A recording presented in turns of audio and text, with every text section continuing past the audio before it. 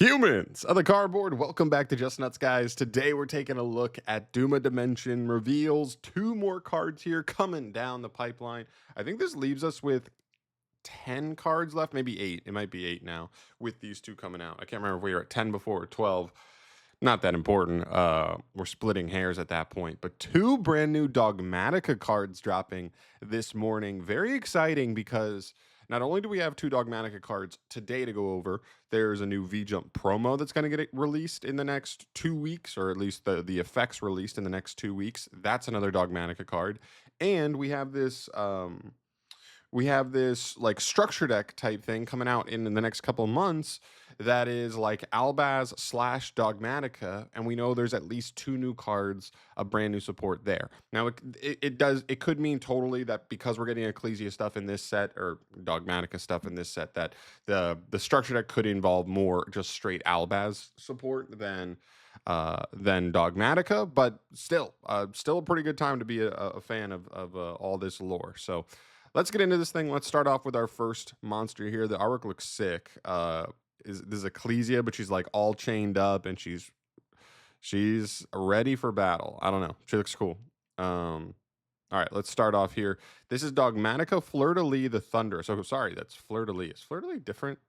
I don't know. Whatever. I don't follow lore. Boring to me. Anyway, level 8 light spellcaster effect monster, 25/25 for the stats, just classic, Fleur-de-lis stats. You can only use the first and second effects of this card once per turn. The first effect says, during the main phase, if a monster is special summoned from the extra deck is on the field, quick effect, you can special summon this card from your hand. So you can special summon this going second, and if you just put a monster big enough on field, you can also summon it going first. Very cool. If this card is special summoned from the hand, you can set a Dogmatika trap from your deck. It can be activated this turn while your opponent controls a Fusion Synchro Exeter Link monster with 2,500 or more attack.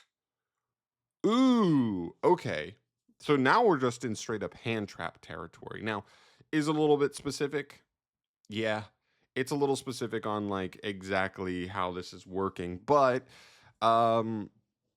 it's going to be specific on the type of deck you're going to be able to truly impact, because in a world where you have to wait for your opponent to put an extra deck monster that's 2,500 or bigger on the field, is that a world where they're getting to a boss monster that's already not worried about the trap you're summoning? Theoretically, an Omni Negate, stuff like that. Now, we don't have really generic Omni Negates anymore, so that's not really my main concern. But thinking of at least like I can't even remember what it's called, but the one Dogmatika trap is the really good one, right? You send a monster from your extra deck to target a monster on the field. Like if you destroy it, if it has lower attack than the monster you sent, and you're getting a send for something that gets you more value anyway, right? Like that's all fine and good. The only worry from that point is, there's stuff like SP Little Knight that can dodge this card. The good thing is you don't have to fire this early. So it's not like your opponent knows you have this when you're going second until you fire it. And then like you're probably setting a trap and firing the trap immediately.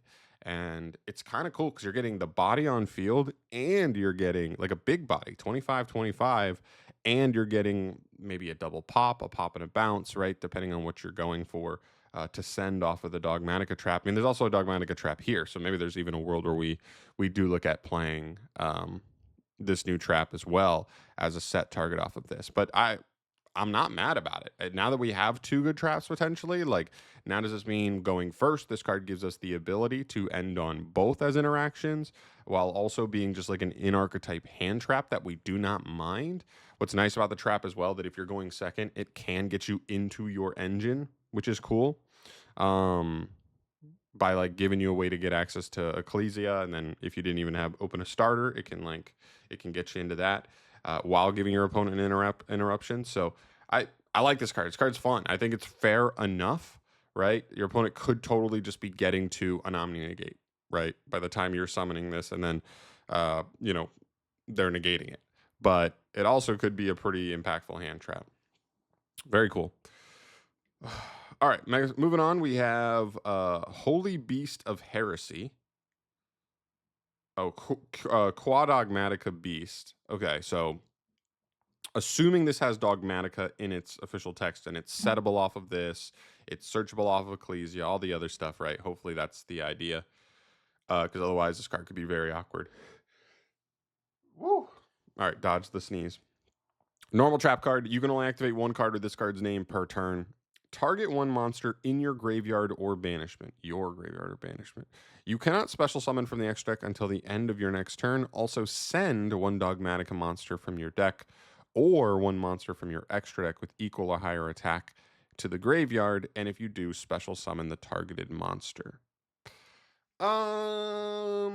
Okay, like not an awful card, just it doesn't ignore summoning conditions of what you reborn. So if the idea was, oh, we can just send something and then reborn it, we can't really do anything like that. Um, you know, the weird part here is this feels like it should say target a monster in either graveyard or banishment, because then it'd be a lot more interesting, even as an interruption going second, that like your opponent's linked stuff off, they've done stuff. This can be like a graveyard interaction while getting a send from extra. So like you could revive something your opponent's currently trying to revive. So you kind of block them there while sending an Intis. And now Intis is popping something. So you're like a graveyard interruption plus a pop, or Malong for a bounce, or you know what I mean? All the other good send targets. The new Tri Brigade Link 2, that's a Book of Moon, right? There's multiple good ways to interact there. The problem is this has to target something in your grave. And like as far as pairing with this card, because that really is where I'm looking at this from, is like how well does this trap pair with our new monster here? Feels like it doesn't that well, but that's not the end of the world. This card could also easily see play as just, if we are ending on the the regular Dogmatika trap, the one that's a little more impactful as an interruption, and we're ending with this card in hand more often now as our end board, then like this is the one we want to get, because it's hard one, the other one's hard ones per turn, so we get this on top of it. Now we're getting an extra send, an extra interaction there, and kind of going at it from that standpoint. I don't know. This one's a little less impressive to me. I think the monster hand trap one is super intriguing. I'm not even sure if it's like out of this world good, just because you are dependent on the opponent.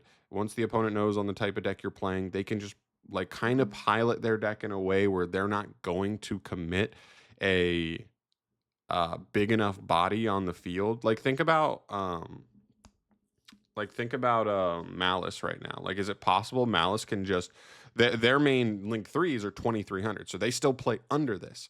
So if they choose to like never go into something bigger than 2300 until they're going to get the big code talker on field, who on summon will target cards to reborn, you could chain this card, but by the time you're using the second effect to set and it's live, they've already reborn stuff. Now the Omni Negate is live, and we're not you know what I mean? He's just negating this, which is tough. So it's weird. Like, it's possible decks can just play under this, but I guess the argument would be like you still could just have a board breaker here, because they're still going to have that monster on field as you go into your turn. You're still setting a trap that can be activated the turn it's set. So then, you know what I mean, just playing into the board, you still may be able to break it. You just might have to, sequence your plays to bait stuff. So it's still not like the biggest deal in the world, just as that from that hand trap standpoint. But very, very cool. I'm much more intrigued by the monster than the trap. There's still a world where the trap is playable in the deck. It could be a one of when you already are going to like end on the other trap, and you want to get good value off of this card. Getting it there could be really cool. But yeah, I know there's one other trap, but I think it's not that good from what I remember. But yeah, let me know if that's not the case.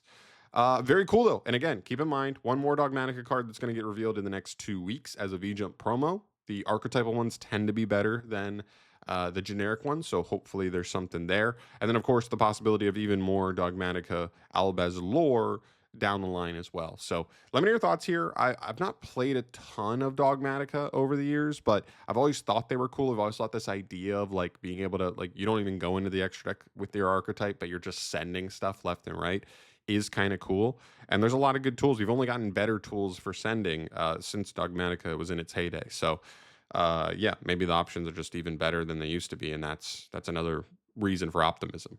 But let me know your thoughts down below.